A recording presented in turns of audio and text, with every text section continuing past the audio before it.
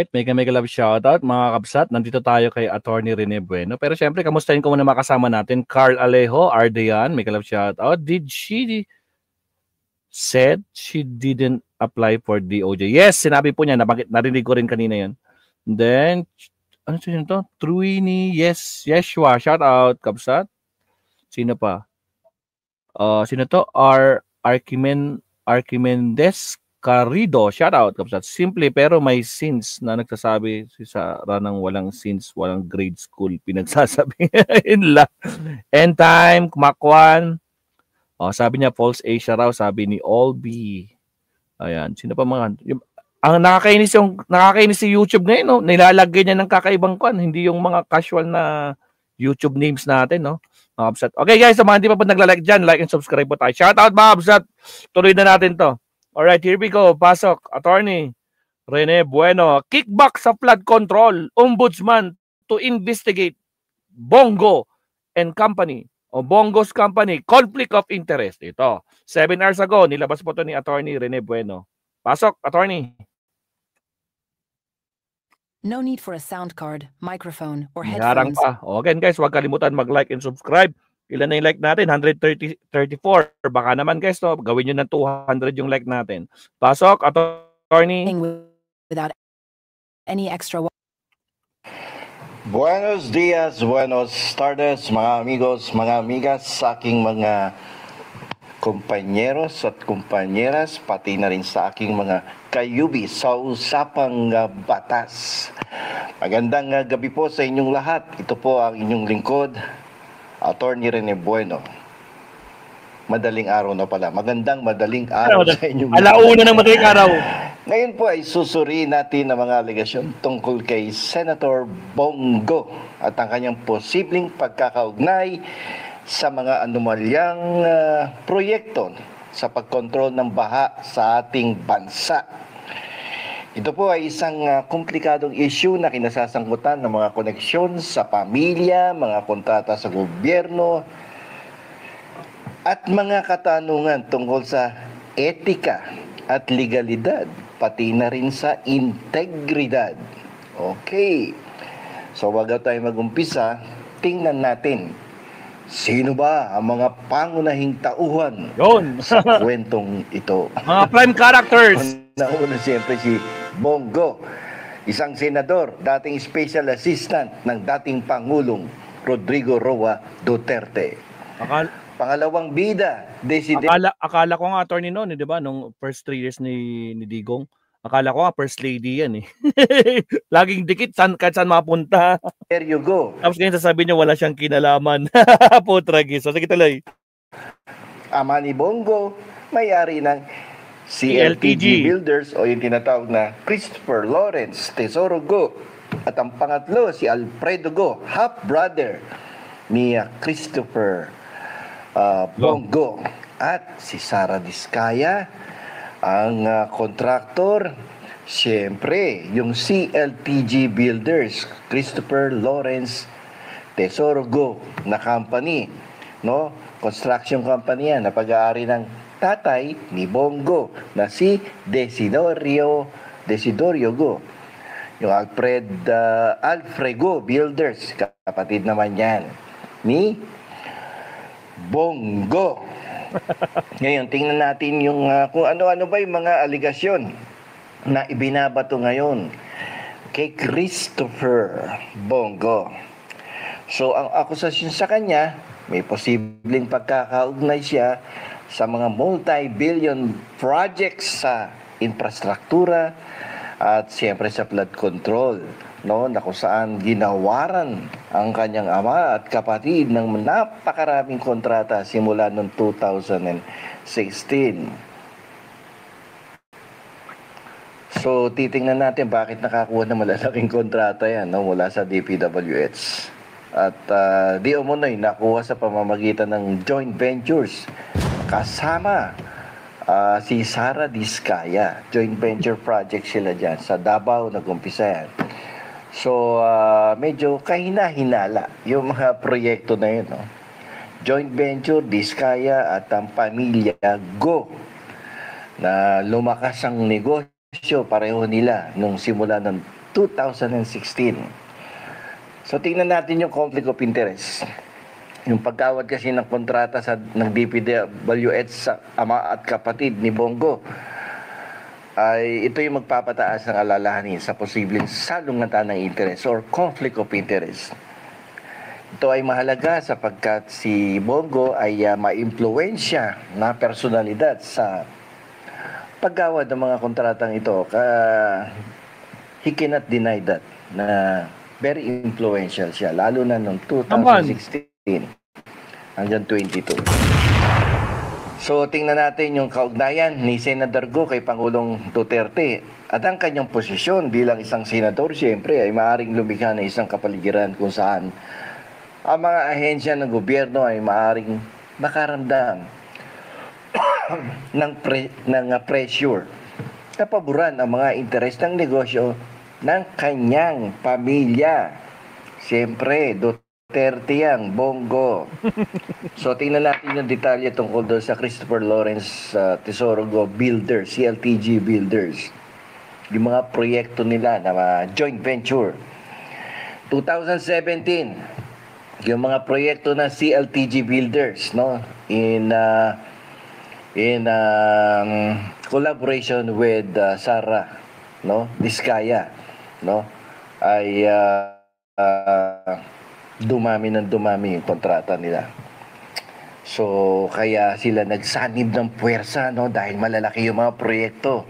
Dahil itong lisensya yata ni Bongo family ay Class A, Class B lang yata.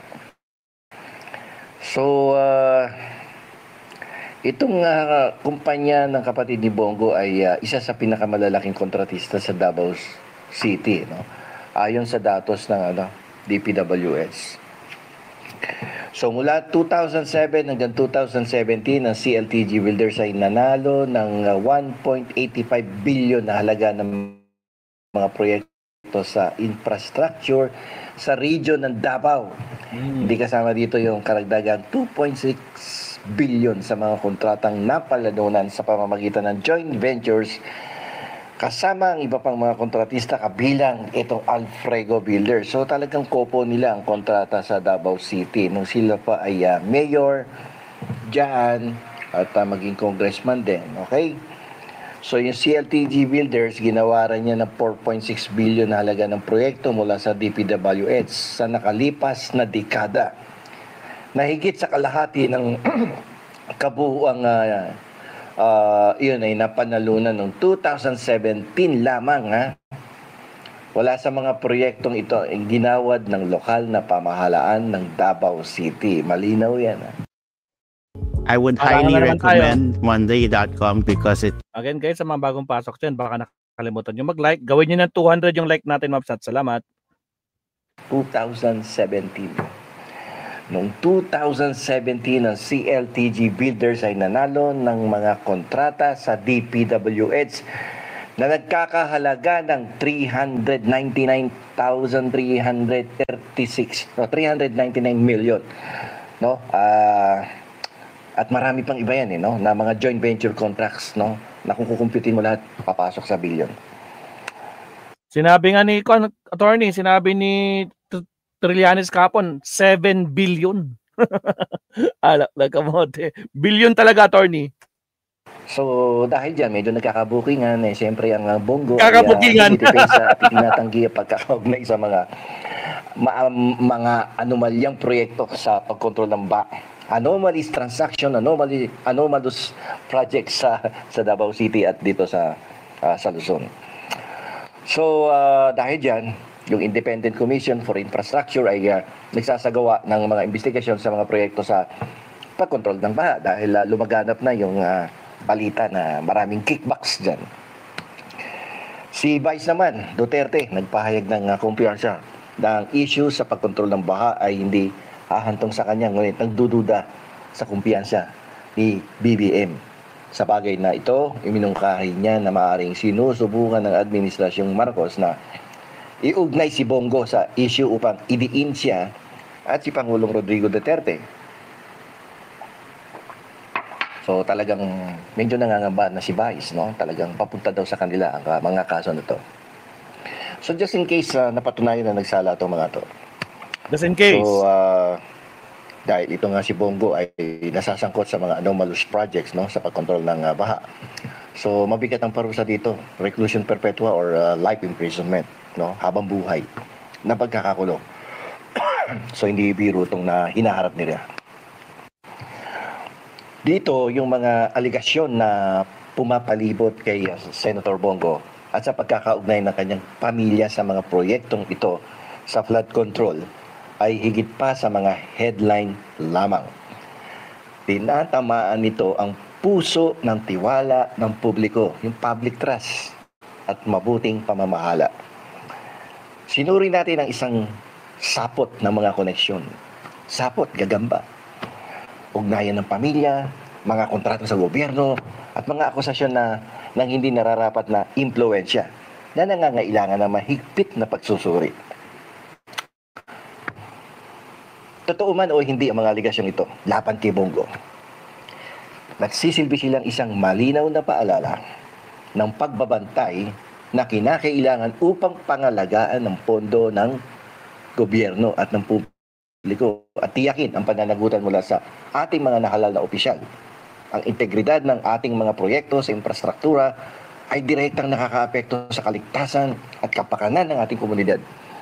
Anumang bahid ng korupsyon ay sumisira sa pundasyon ng tiwala ng publiko at humahadlang sa pagunlad ng ating bansa. Sila yung mga kumbaga sa Itbulaga, yung ba yung sinasabi sa Itbulaga dati, mga kurungkong o mga kurikong, mga salot. Bilang mga mamamayan, responsibilidad nating hingin ng transparency, etikal na pag-uugali at isang pangako sa katarungan. Dapat nating panagutin ang ating mga pinuno, tinitiyak na ang kapangyarihan ay ginagamit sa tama. So, dito, may mahalagang katanungan tayo tungkol sa transparency, sa ethics, at potential na pag-abuso sa kapangyarihan. Habang nagpapatuloy ang mga investigasyon, mahalagang sundin ang ebidensya at tiyakin na sinusunod ang nararapat na proseso. Yun, tama. So kailangan nating magmatsyag. Kailangan nating bantayan. Kailangan nating busisiin at pag-aralan ang ikinikilos lahat ng ating mga public officials, lalong-lalo na yung mga nasasangkot at pinaghihinalaan natin na mandarambong.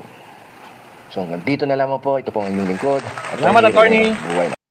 Salamat, Attorney. And good morning sa lahat. Mabsat, maka hindi pa nagbe-breakfast yan. Breakfast po tayo. Naku po, Bongo! Pag wala kang kasalanan, di harapin mo na lang, no? Kung total, wala ka namang kasalanan, patunayan mo na lang. Nako po. O, siya, Mabsat, again, it's already 8:16 at may gagawin po si Maestro. Maraming salamat po. Yung poll natin, kanino kayo may tiwala kay Pangulong Bongbong Marcos? 97%, Mabsat. Maraming salamat sa mga nag-vote at siyempre sa mga garapatan na naniniwala kay Lustay, 3% lang sila, Mabsat. Shoutout sa mga kasama ko dito, Ardayan, Emily Baso, Carl Alejo, Eslam Papasya, Lito Bangonan, sino pa ba? At sa lahat po ng mga nandito, no? Sa Jenny Ramos, ayan. So yung iba hindi ko mabasa kasi may at pa kasi nag-iiba yung pangalan. So request lang ni Maestro Mabsat kasi meron tayong premiere ngayon. Ngayon na as in lipat po kayo Mabsat. Ayan. Pa-like naman ako mga Kabsat sa premiere natin. Baka naman, no? Like lang po ang request ni Maestro. Punta niyo po yung link tapos pwede na kayong umalis kung gusto niyo. Kasi for sure napanood niyo na yun kahapon. Ayan. Yan po yung link Mabsat. So maraming salamat, Mabsat. Happy, Friday. So, ingat na lang tayo. Kita-kits na lang tayo mamaya. Alright? So, kita-kits tayo sa premiere. Now na, guys. Lipat na po. Maraming salamat, Mabsat. God bless. At siyempre, tuloy ang tiwala natin kay Pangulong Bongbong Marcos. Hanggang sa muli, kita-kits tayo sa ating next live stream. Paalam, Mabsat. Maestro Paul is signing out. Bye-bye. Kita-kits tayo sa live stream. Doon tayo mag-usap. Bye-bye.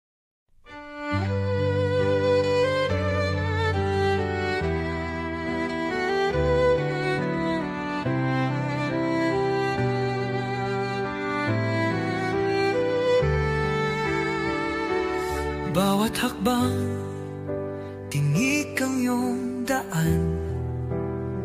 Sa sariling bayan, ika'y hinusgahan, ika'y siniraan ng ganit sa kapangyarihan.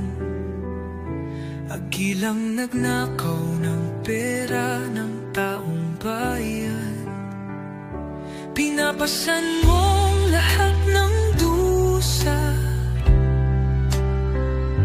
Matatag ka, hindi gaya ng iba.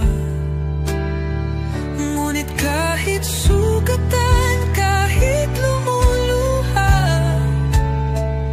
iniisip mo pa din kapakanan ng iba.